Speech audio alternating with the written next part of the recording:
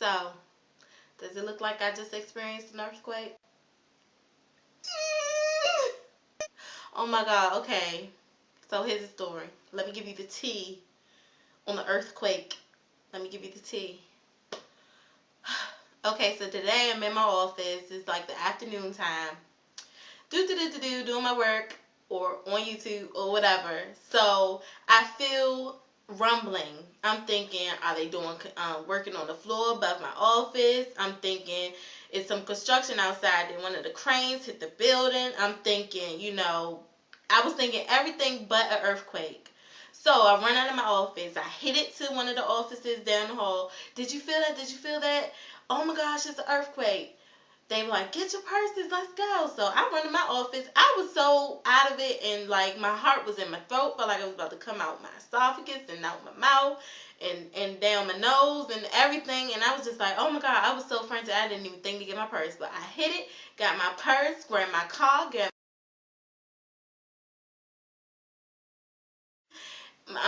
not grab my car, grab my phone, grab my keys, and I was out.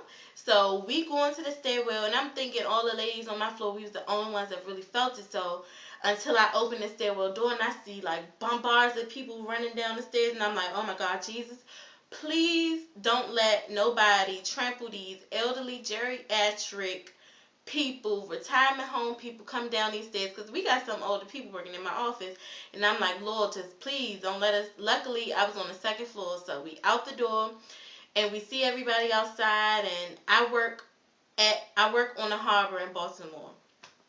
We once we found out it was an earthquake, we was like, oh my goodness, we probably need to get from around here because it's water. If it's an aftershock, the water can rise up like a wave and like wash itself away. And I'm just thinking in my head, man, I should learn how to swim. Because I surely do not. I would be SOL, because I doubt it if anybody would be worried about saving my big ass when they trying to save their own life. Like, oh my God. But okay, so we outside. We didn't even get any notification from the building or the campus or anything. I found out about it through Facebook. Couldn't call nobody, couldn't text nobody, but I could get on Facebook.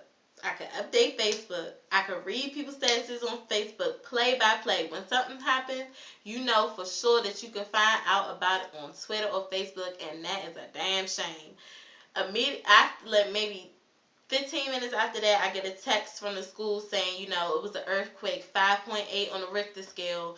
And I'm like, whoa, no wonder. Like, it really felt like the building was swaying. And, like, I was like, I was not crazy. But within all of this, I started to think, you know what? I was really not prepared for that.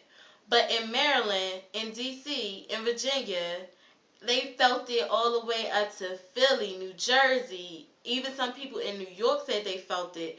I heard some people say they felt it in Canada, but I don't know how true that is, Who thinks to prepare for an earthquake? That's something that West Coast is used to feeling.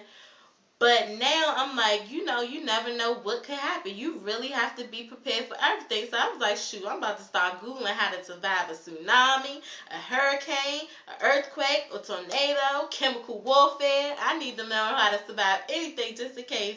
You know what I'm saying? So it was just crazy.